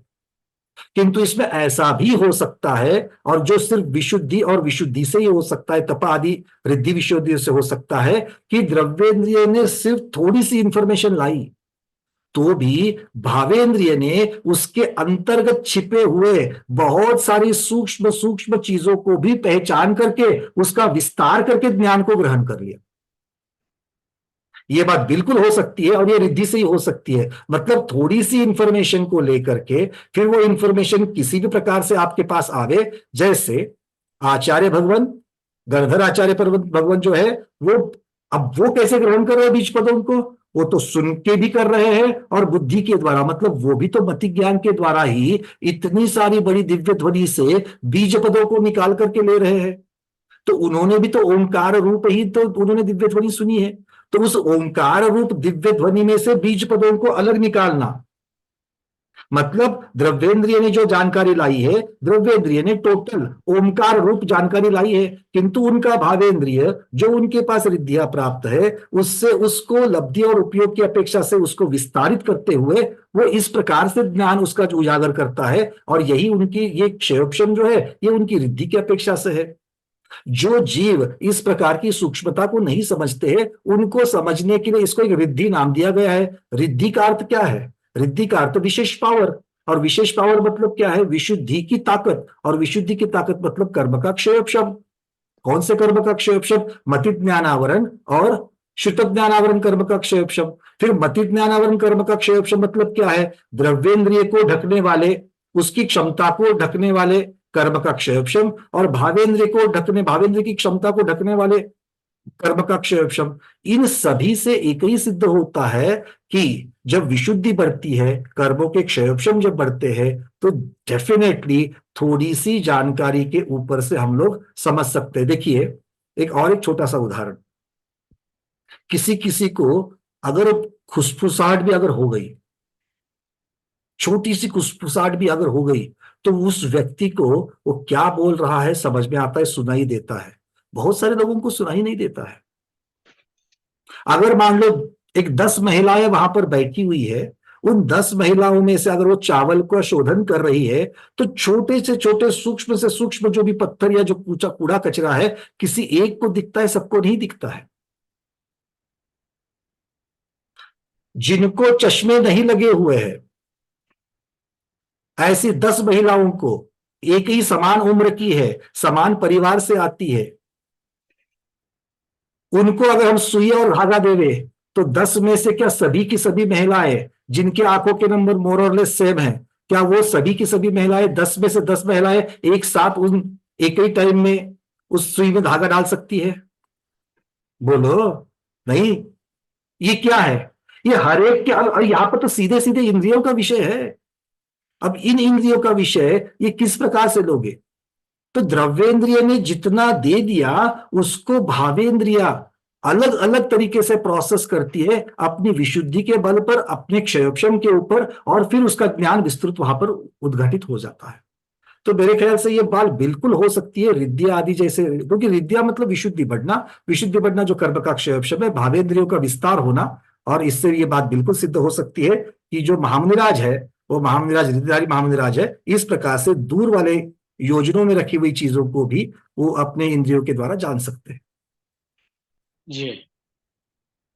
तो देखिए किस प्रकार की ये चर्चाएं, इतनी बड़ी बड़ी सुंदर चर्चाएं यहाँ पर आ रही है। मुझे तो बड़ा आनंद आ रहा है, आप लोगों को भी आनंद आता होगा, ऐसी में अपेक्षा, आपके चेहरे तो बता ही रहे हैं। ठीक है, क्योंकि आगम को देखो आनंद क्यों आ रहा है, क्योंकि हमें रोजमर्रा के उदाहरण, उसके साथ साथ में हमें जो आधुनिक विज्ञान के द्वारा जो चीजें पता चलती है, उन चीजों को देख करके जब आगम उसके परिप्रेक्ष्य में ले रहे हैं, तो ग्रहण करने के लिए इजी है, क्योंकि उतना ज्ञान, उतनी लब्धि हमारे पास है, और लब्धि के अनुसार अगर हमको ज्ञान मिल रहा है, तो फिर उसको पाने का अनुभव आ रहा है। यहाँ पर कोई भी उसके ऊपर संदेह नहीं रहता है, और निस्संदेह ज्ञान जो है वो सुख का ही कारण हो जाता है। आगे आचार्य भगवान कह रहे हैं कि चक्षु इंद्रिय अपनी विषय वस्तु को छूकर नहीं जानता। इसका एक उदाहरण दे रहे हैं, अगर ऐसा नहीं होता तो अपने ही आंखों में डाला हुआ काजल चक्षु के द्वारा दिखाई देता है कि नहीं है? कोई अपने आंख का काजल देख पाता है क्या? चलो आजकल तो काजल पता नहीं लगाते कि नहीं लगाते, बट जो भी लगाते हैं पेंसिल से हो या और अधिक नए नए उपकरणों से जो लगाते हैं उसकी अपेक्षा से दिखता है क्या? नहीं दिखता है। फिर आगे कहते हैं पदार्थ को जानने के लिए उसके पास भी चक्षु इंद्रिय नहीं जाता, अन्यथा आंख का प्रदेश चक्षु रहित हो जाएगा। ज्ञान रूपी चक्षु पदार्थ के पास जाता है ऐसा माना जाए तो आत्मा के अज्ञानी होने का प्रसंग आ जाएगा। मतलब आत्मा के प्रदेश बाहर निकल करके छूते हैं उस विषय को, ऐसा अगर मान लिया जावे तो आचार्य भगवान कह रहे हैं तो फिर आत्मा का आत्म प्रदेश रहित होकर के अज्ञानी होने का प्रसंग आ जाएगा। आंख क्रम से अपने विषय वस्तु के पास जाती है ऐसा अगर कोई मानता है, क्रम से अपने विषय के पास जाती है, अगर ऐसा मानने पर भी बीच के सभी पदार्थों का ज्ञान होता है ऐसा मानने का प्रसंग आएगा। मतलब क्या है भाई, यहां से सामने वाली बिल्डिंग को देख रहा हूं, तो जब बिल्डिंग को देख रहा हूं जो 100 फीट के ऊपर है, तो बीच में 100 फीट के अंदर जितनी भी सारी चीजें हैं सारी की सारी चीजों को आप ग्रहण कर रहे हो क्या? नहीं कर रहे हो। तो ये प्रसंग यहां पर आ जाएगा। अतः चक्षु इंद्रिय पदार्थ को बिना छू करके ही जानता है, ये सिद्ध होता है। ठीक है, चलिए आज हम आपके वर्तमान में जो सामान्य ज्ञान है वो प्राप्तकारी है, अर्थात छू करके जानने वाला है, किंतु कोई जीव विशेष क्षम से पदार्थ को बिना स्पर्श के भी जान सकता है, जैसे चक्रवर्तियों का इंद्रिय ज्ञान, जैसे चक्रवर्तियों का इंद्रिय ज्ञान। अब चक्रवर्ती का जो इंद्रिय ज्ञान है वो मुख्यतः से चक्षु इंद्रिय की अपेक्षा से आता है, उसके लिए आगे की गाथा दी जा रही है। और जो 47,263 कुछ अधिक योजन वाला जो विषय है उसकी सिद्धता आगे की गाथा के साथ में होती है। मेरे पास 2 प्रश्न आ रहे हैं, उनको पहले लेता हूं और फिर आगे बढ़ते हैं। विजय लक्ष्मी दीदी, बहुत देर से आपने हैंड रेज किया है, उसके बाद प्रभु जी। अभी आपने हमने चार्ट में जो देखा कि जैसे जैसे आपने इंद्रिया बढ़ती वैसे स्पर्शेंद्रिय से की मतलब कैपेसिटी बढ़ती है, तो मुझे ऐसा पूछना था कि समझो स्पर्शेंद्रिय, अब हम मनुष्य है तो हम 5 इंद्रिय वाले हैं, तो अपनी कैपेसिटी 1 इंद्रिय वालों से ज्यादा है स्पर्शेंद्रिय की, स्पर्श करने की। तो मुझे ऐसा पूछना था कि ये एग्जाम्पल हम क्या रिद्धिधारी मुनियों को लगाने का, उनका बहुत बड़ा हाथ होता है, रिद्धि से क्या पैर होता है, वो हाथ से उतनी दूर चीज को टच कर समझ सकते, ऐसा समझना है। देखो, क्योंकि अलग अलग चीजों को हम लोग मिक्स नहीं करते, क्योंकि जब अलग अलग चीजों को हम लोग मिक्स करेंगे तो आगम में दोष नहीं लगना चाहिए। जैसे आपने एक उदाहरण दे दिया अभी, सबसे पहली बात, आपके प्रश्नों को मैं 2 भागों में बांट रहा हूं। एक तो आपने पहला अभी जो अंत में कहा कि जैसे रिद्धिधारी मुनिराज, जैसे विष्णु कुमार मुनिराज थे जिनको तो उन्होंने कर लिया तो विजयार्थ पर्वत तक चला गया है ना। तो यहाँ पर विजयार्थ पर्वत की दूरी अगर आप देखेंगे, यहाँ पर तो 9 योजन उत्कृष्टता से कहा गया है, और ये 9 योजन से ज्यादा है। मतलब इन चीजों को एक दूसरे में मिला करके हम आगम के विरुद्ध कथन नहीं कर सकते या फिर तर्क नहीं दे सकते, पहली बात। और दूसरी बात यह है कि ये जो विषय है एकेंद्रिय से लेकर के पंचेंद्रिय की जो क्षमता बढ़ती बढ़ती गई है, असंगी पंचेंद्रिय तक तो दुगना होती गई है, संगी पंचेंद्रिय में विशेष रूप से बढ़ गई है। ये उत्कृष्टता के विषय है। तो हमारे साथ में अगर हम उसको घटित करें, ये जरूरी है कि हमें वो सारी चीजें घटित हो जाए। तो इसीलिए यहां पर उन इंद्रिय अननोन जिनको हम जानते नहीं है, ऐसे एकेंद्रिय जिनको हम जानते नहीं है, ऐसे पंचेंद्रिय, इनकी अपेक्षा से केवली भगवान ने जो उत्कृष्टता से वर्णन किया है उसको उत्कृष्टता की अपेक्षा से ही, नाना जीवों की अपेक्षा से ही उसको ग्रहण करना है। और रस इंद्रिय के बारे में कैसे ग्रहण करना है, क्योंकि हम लोग टेस्ट करते तो मुंह में डालते ना वो चीज को, तो वो लॉन्ग इतना डिस्टेंस कैसा दिया है, क्या समझ में हमारे अपेक्षा से वर्णन है ही नहीं है। मैंने फिर से आपको कह रहा हूँ, हमारे हम इसमें कहीं पर बैठते ही नहीं है। नहीं, किसी पे भी वो टेस्ट करे बिना रसना इंद्रिय का कैसा वो पता चलेगा, तो वो इतना लॉन्ग डिस्टेंस दिया है, तो वो मुझे समझ में नहीं आया रसना इंद्रिय का। तो कोई ये भी इसका मतलब है संगी पंचेंद्रिय ऐसे है कि संगी पंचेंद्रिय ऐसे है कि जो, क्योंकि जीवा इंद्रिय जो है वो छू करके भी जानता है और बिना छू के भी जानता है। तो ये किसकी अपेक्षा से वर्णन है, ये तो एक तो यहाँ पर नहीं दिया है कि ये छू कर की अपेक्षा से है, बिना छुए की अपेक्षा से, इसलिए उसके ऊपर टिप्पणी करना थोड़ा अति प्रसंग हम लोगों के पास से आ जाएगा। एक दूसरी बात यह है कि हम लोग अभी भी किस, अब सम्मूर्छन पंचेंद्रिय जैसे महामत से 1000 योजन वाला है, उसकी जबान कितनी लंबी होती है, इस प्रकार की जो प्राणी वहां पर है उनकी जबानें कितनी लंबी होती है, महाकाय जीवों की, इसकी बारे में हमें कोई उपलब्धता नहीं है, तो हम इसके ऊपर कैसे भाष्य करेंगे, है ना। तो इसीलिए अभी तो इसको आगम की आज्ञा के अनुसार इसको ग्रहण करना है, हर एक चीज में तर्कना लगाने की। अब यहां पर अगर हम लगाने के लिए जाएंगे तो हम लोग ठीक जगह पर नहीं पहुंचेंगे, मेरा कहने का मतलब इतना ही है। नहीं समझ में है। किसी अभी भी हम इसमें पंचम काल में भी ले तो कोई प्राणी ऐसा जीव मतलब टंग को आगे कर खाता है, तो वो ऐसा कोई किसी के बड़े होंगे तो वो रसना इंद्री को टच ज्यादा से ज्यादा नाक का ये जो आगे वाला भाग है, नासाग्र जो कहते हैं, उसके ऊपर चिपका सकते हैं, कुछ नहीं है। तो जबान से नासाग्र को छूने से अच्छा है दृष्टि नासाग्र करिए, कल्याण हो जाएगा। आगे बढ़ते हैं, चलिए प्रभु जी बोलिए। मतलब इसका मतलब मैं तो मतलब यही मान के चल रहे हैं कि ये जो है उत्कृष्टता जो की नॉर्मल बेस में, इसमें मतलब रिद्धि से कोई मतलब नहीं है। अभी इसके ऊपर कोई भाष्य हमारे पास जब तक इन चीजों की, क्योंकि देखो छू करके भी जानता है, बिना छू करके भी जानता है, इसकी अपेक्षा आचार्य भगवान ने अभी, आचार्य नानी योगी महाराज ने जो अभी बता दिया, उसकी अपेक्षा से, रिद्धियों की अपेक्षा से अलग अलग ग्रंथों में अलग अलग वर्णन है। तो किस परिप्रेक्ष्य में इसको लेना है उतना ही हम यहाँ पर रखेंगे। जैसे कभी आता है ना सातों रिद्धियां, तो मतलब वो हजारों योजन तक जान रहे हैं, तो वो मतलब उसका मतलब तो अलग ही हो गई ना वो। बिल्कुल, ये यहाँ पर है ही नहीं वो चीज, वो बात ये सिर्फ 9 योजन की बात है, बस वही मेरा मतलब। अब देखो यहाँ, क्योंकि हमने तो इस प्रकार की भी घटनाएं सुनी है कि भाई पूना में बैठे हुए दिल्ली का जो है, अब दिल्ली 1600 किलोमीटर है यहां से, तो लगाइए कितना हो जाता है, 100 योजन के ऊपर है। तो 100 योजन के ऊपर है, तो ये तो 9 योजन की बात है। तो हमने ऐसा लगा कि यहाँ बैठे बैठे वहां की रस चख सकते हैं, है ना, इस प्रकार की बातें, तो वो तो 9 योजन से ज्यादा हो गई। चलिए पंकज जी, अभी जो मेरी आवाज आ रही गुरुदेव। 5 इंद्रियों की जो तालिका बनी है, बहुत ही सुंदर, शॉर्ट में समझने के लिए बहुत उपयोगी है। मैं ये जानना चाह रहा हूँ, क्या इंद्रियों के विकास के अनुसार जो दूरी बताया है, क्या स्वर्गों के देवों के लिए भी यही नियम घटित होता है? देखो देवों का अलग से कोई यहाँ पर नहीं आया है, नाना जीवों की अपेक्षा तीनों लोगों की जीव, और जब संगी पंचेंद्रिय कह रहे तो उसमें सारे आ गए। अब विक्रिया की अपेक्षा, बिना विक्रिया की अपेक्षा, क्योंकि उनके पास तो मति ज्ञान की अपेक्षा अपनी क्षमता है और अवधि ज्ञान की अपेक्षा से अलग क्षमता उनके पास है। यहां पर ये इंद्रिय की अपेक्षा से जितना वर्णन, ये मति ज्ञान की अपेक्षा से चलेगा। जी, माने देवों में तो अवधि ज्ञान है, और उस अवधि ज्ञान से वो बहुत दूरस्थ संख्यात असंख्यात योजनाओं की वस्तु को भी वह जानते हुए अवधि ज्ञान की उपलब्धि कही जाएगी। लेकिन इंद्रियों के माध्यम से जो जानने के लिए जो ये विवरण दिया जा रहा है, इसमें देव लोग भी तो घटित होंगे, क्योंकि देवों में भी तो मति ज्ञान है, इंद्रिया भी है, लब्धि भी है और क्षोक्षम भी है। बिल्कुल, सभी सारे त्रस आ जाएंगे इसमें, सारे त्रस और स्थावर आ जाएंगे इसमें। जी, थोड़ी सी आगे वाली गाथा को ले लेते हैं।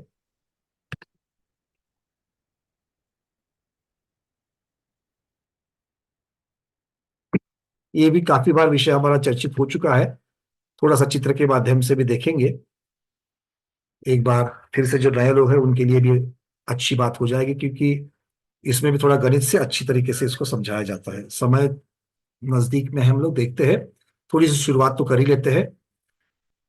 गाथा क्रमांक 170।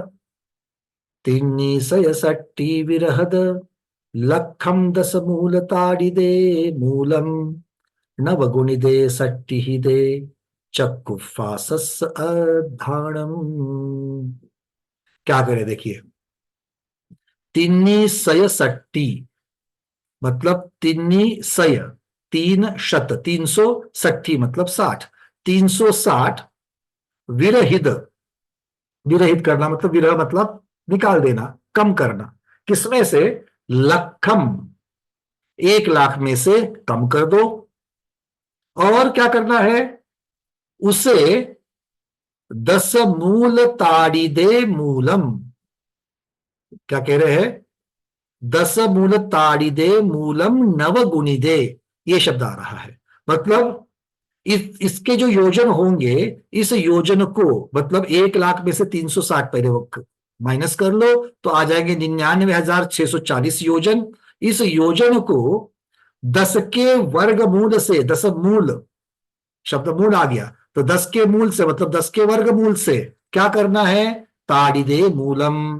तो वर्गमूल से गुना करने पर जो मूल राशि प्राप्त होगी, जो मूल राशि प्राप्त होगी उसको नवगुणी दे, उसको 9 से गुना करके फिर 60 ही दे। 60 से भाग देने पर क्या होता है, चक्षु फासस अद्धाणम। चक्षु इंद्रिय के विषय का अद्धानम, अद्धानम मतलब अध्वान, अध्वान मतलब सीमा, लिमिटेशन प्राप्त होता है। मतलब चक्षु इंद्रिय के विषय की सीमा कितनी है, इसके लिए इतना सारा गणित करने की आवश्यकता है।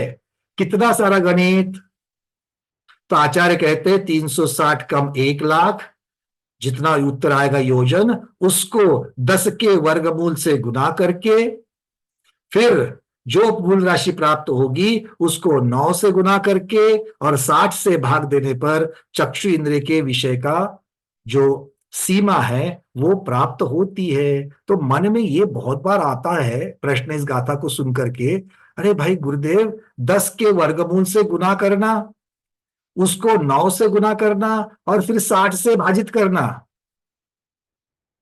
एक साथ ही बता देते कितने से गुना करना और किससे भाजित करना। क्यों अरविंद जी, इतना सारा घुमा फिरा करके क्यों कह रहे हैं?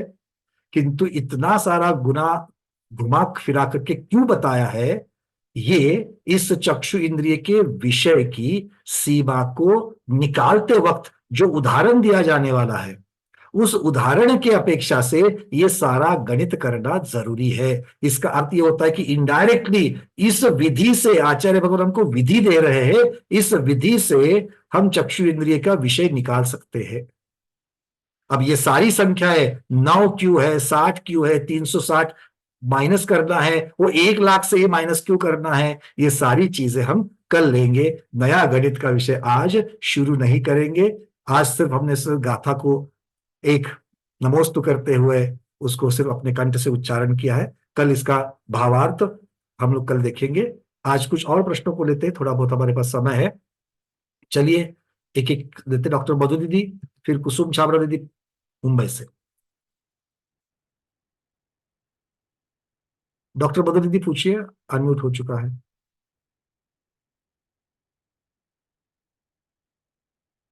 दीदी आवाज पहुंच रही मेरी?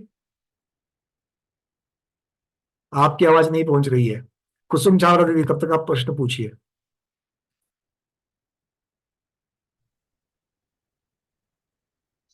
वंदना भैया जी। हाँ, एक मिनट डॉक्टर मधु दीदी फिर से आप कनेक्ट करने का प्रयास कीजिए। कुसुम दीदी बोलिए।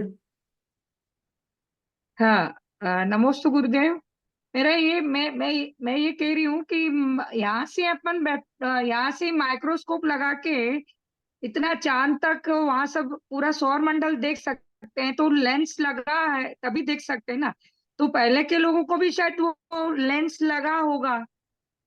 तो ये लेंस लगा करके जो आता है वो इतना नहीं है। ये चक्रवर्ती ने लेंस लगा करके सूर्य के विमान के ज्योतिर्बिंब के दर्शन नहीं करे। अच्छा प्रश्न है दीदी आपका ये, है ना। ऐसा नहीं कि पहले उपकरण नहीं थे, रिद्धियां थी, उपकरण भी हो सकते हैं, भले हमारे पास जानकारी उपलब्ध नहीं है उसकी, किंतु अभी ये जो है ये सिर्फ इंद्रियों की क्षमता है, ये सिर्फ इंद्रियों की क्षमता है। फिर आप ये मत पूछना चश्मा पहन के या बिना चश्मा पहन के ये क्षमता दी गई है ना। ये सारी चीजें, ये उपकरण उनके लिए है जिनके ये डिफेक्टिव है, ठीक है ना।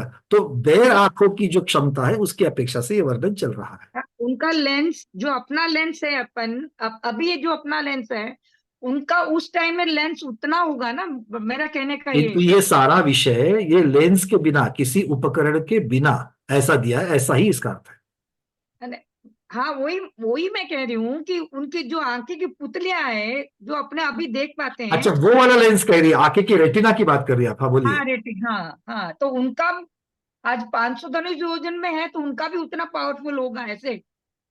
भाई इसकी तो जानकारी आज उपलब्ध नहीं है कि भाई इतने 500 धनुष की जब चक्रवर्ती होंगे तो उनकी आंख जो है वो भी इतनी बड़ी है, पर दीदी यहाँ पर एक चीज ध्यान रखना है, 500 धनुष के अकेले चक्रवर्ती ही नहीं थे, है ना। बाहुबली भगवान तो 525 धनुष के थे, तो बाहुबली भगवान की आंखें तो और भी थोड़ी सी बड़ी होगी मानना जाए तो, अगर आकार के हिसाब से, है ना। फिर भी बाहुबली भगवान ने इसके दर्शन किए, ऐसा तो जिक्र नहीं आता है, ऐसा तो उदाहरण नहीं मिलता है ना। तो चक्रवर्ती की अपेक्षा, वो पदधारी की अपेक्षा से वर्णन है, और ये बेर आंखों की अपेक्षा से उनका वर्णन है। ये सब चीजें जो है ना, ये क्षयोपशम की अपेक्षा से हमको लेनी है। यही इसका एक बतितार्थ निकलता है। आचार्य भगवान भी यही इसी चीज की तरफ इशारा कर रहे हैं। ठीक है पंकज जी, हाँ जयश्री। अभी जो प्रश्न पूछा गया ना, इसमें एक विषय और ऐड करें, ये अतिमानवीय जो शक्ति है, इस शक्ति को भी इसमें समाविष्ट करें। अभी पंचम काल के अनुसार, अभी हीन सनन के अनुसार और हीन नामकर्म के उदय के अनुसार हमें जो शरीर, बल, बुद्धि और शरीर का वीर इत्यादि जो मिला है, उसके अनुसार माने अपने अल्प क्षमता के अनुसार हम विषयों को ग्रहण कर रहे हैं। लेकिन उस समय अभी जो उत्कृष्ट रूप से जो दिया जा रहा है, उस समय लोगों का शरीर भी अलग अलग प्रकार का था, क्योंकि अभी हमारा छठा सनन है, संस्थान भी हमारा विकृत ही है। लेकिन उस समय सनन पहला, दूसरा, तीसरा आदि जो था, वो नामकर्म के अनुसार उनको वैसा शरीर मिलता था, वैसा बल मिलता था, इंद्रिया भी उस अनुरूप उसके लिए संपोषक होती थी, इसलिए वह दूरस्थ विषयों को भी सहज रूप से ग्रहण करते थे। अभी हमको ये सारी बातें आश्चर्यकारक लगती है, लेकिन उस समय में होने वाले जो लोगों का शरीर है और भावी इंद्रिय आदि है, वह एक दूसरों को पूरक था, इसलिए वहां यंत्र उपकरण विशेष की कोई वहां पर आवश्यकता नहीं पड़ती थी। ठीक है, इसको मानने में कोई भी दो राय नहीं होनी चाहिए, क्योंकि द्रव्य क्षेत्र काल भाव की अनुकूलता के अनुसार अपने अपने इंद्रियों का विषय ज्यादा होना ये बिल्कुल भी घटित हो सकता है, इसमें कोई भी संदेह की चर्चा नहीं है। चलिए बहुत बढ़िया, कुसुम क्लियर हो गया। आचार्य ने और एक चीज उसमें जोड़ दी कि मतलब आप जो 500 धनुष वालों की बात कर रहे हैं, तो द्रव्य क्षेत्र की अनुकूलता के अनुसार उनके इंद्रियों की मर्यादा और उनकी क्षमताएं वीर्यांतराय कर्म की अपेक्षा से भी अगर देखा जाए तो उसकी क्षमताएं वैसे भी ज्यादा होगी, और प्लस बाकी चीजों का जो भावेंद्री की अपेक्षा से जो उनका क्षयोपशम होगा, वो भी द्रव्य क्षेत्र काल भाव की अनुकूलता के अनुसार अच्छा होने में बिल्कुल वहां पर सहकारिता ही उसको मिलेगी। चलिए डॉक्टर बौद्धू दीदी बोलिए। भैया जी मैंने ये निकाला 99,640 को 10 के वर्गमूल से करके फाइनली मेरा आ गया आंसर 47,263.40। चलिए बहुत बढ़िया, ठीक है, तो आपका ऑलरेडी चिंतन पहुंच गया है, अच्छी बात है। चलिए आगे बढ़ते हैं, 2 प्रश्न हमारे पास और है। डॉक्टर मैना दीदी बोलिए। वंदना भैया जी, मैं तो एक कह रही दीदी एक मिनट सर, एक मिनट सर।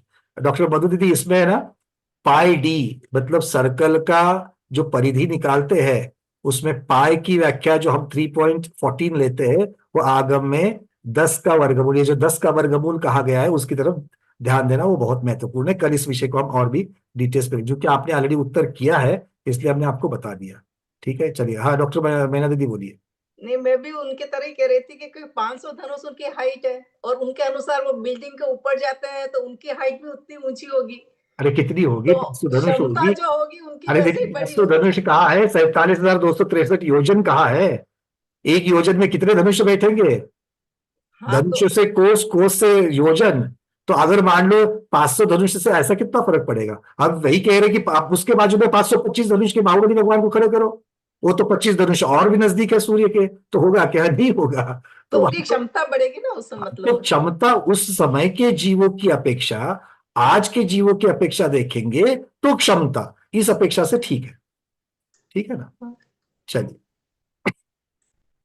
हाँ रूबी दीदी बोलिए। भैया जी मैं ये कहना चाह रही थी कि वो जो अभी हम ये चल रहा था डिस्कशन की हम मतलब वो टेस्ट नहीं करते हैं, और फिर भी वो वाला चल रहा था ना अभी डिस्कशन।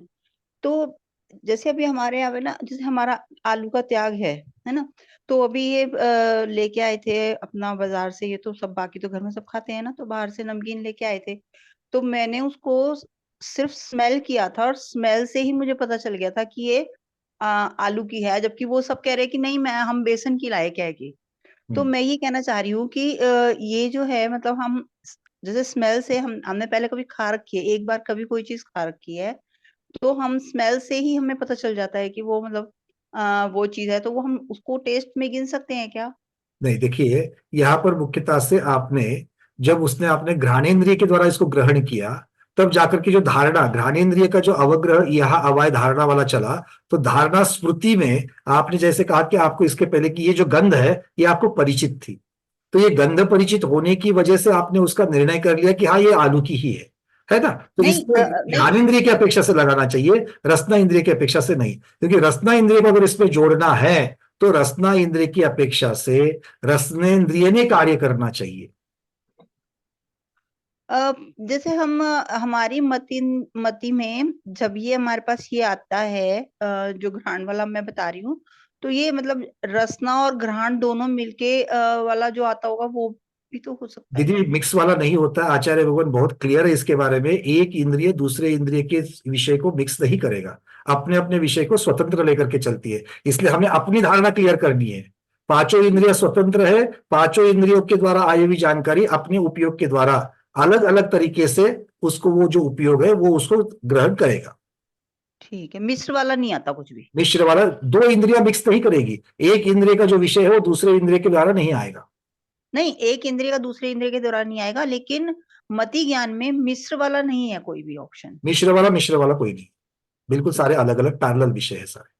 ठीक है भैया। ठीक है, मतलब पंकज जी आपका यूं कहना पड़ रहा है, एक जो विषय है वो विषय वही इंद्रिय ग्रहण कर सकते हैं, अन्य इंद्रिय ग्रहण नहीं कर सकते, ऐसा कहना है ना आपका? बिल्कुल बिल्कुल, क्योंकि ये आचार्य भगवान ने शुरुआत में बहुत जब निरुक्ति अर्थ किया है, निरुक्ति अर्थ में ये क्लियर कर दिया उन्होंने कि जैसे अहमिंद्र अपने अपने अभेद रूप विशेषता लिए हुए है, एक दूसरे से मुझे दूसरे इंद्र के ऊपर डिपेंडेंट होने की जरूरत नहीं है, उसी अपेक्षा इंद्रिया अपने अपने विषय का सेवन करने में स्वतंत्र है, ये बिल्कुल क्लियर है यहाँ। लेकिन पंकज जी अनुमान ज्ञान के द्वारा भी एक इंद्रिय का विषय दूसरा इंद्रिय कर सकता है, जैसे हरा आम हमने देखा, आंख से चक्षु के द्वारा मैं हरा आम देख रहा हूँ, तो मैं यह भी कह सकता हूँ कि यह आम खट्टा है। गुरुदेव यहाँ पर मन जो है, मन इसके साथ जुड़ रहा है ना, जैसे दही को हमने सूंघ लिया, सूंघने के बाद जो कि उसके स्मेल के द्वारा ये जान सकता हूँ कि दही खट्टी है। बिल्कुल बिल्कुल बिल्कुल। अब ये बिना छू करके भी आपने जान लिया, कैसे जान लिया? जैसे ये दीदी का भी प्रश्न वही था कि पहले हमें तो ये धारणा का जो कार्यक्रम है, अवग्रही धारणा हर एक विषय की जब चलती है, हर एक इंद्रिय की जब चलती है, तो धारणा में कौन से इंद्रिय की अपेक्षा से वो ज्ञान वहां पर है वो विषय अलग है, इसीलिए आपको उस ज्ञान का याद आता है धारणा का, क्योंकि वो आपके डेटाबेस में है। किंतु अभी प्रक्रिया कौन से इंद्रिय के द्वारा हुई? अभी इंद्रिया जो जिसने द्रव्येंद्रिय जिसकी द्रव्येंद्रिय से लाया है और उसी की भावेंद्रिया जो है वो वहां पर कर रही है, और जो कि धारणा है वो स्मृति ज्ञानावरण कर्म की अपेक्षा से है, और स्मृति ज्ञानावरण कर्म भी मति ज्ञान के अंतर्गत आता है, और जो मुख्यतः से मन के द्वारा है। क्योंकि अगर ऐसी सारी चीजें होगी तो फिर जो बिना मन वाले जीव है उनके साथ में इसको कैसे घटित करेंगे?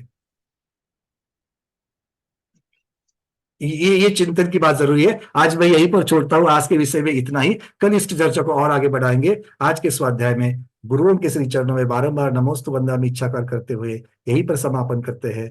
जैनम जयतु शासनम, जैनम जयतु शासनम, जैनम जयतु शासनम।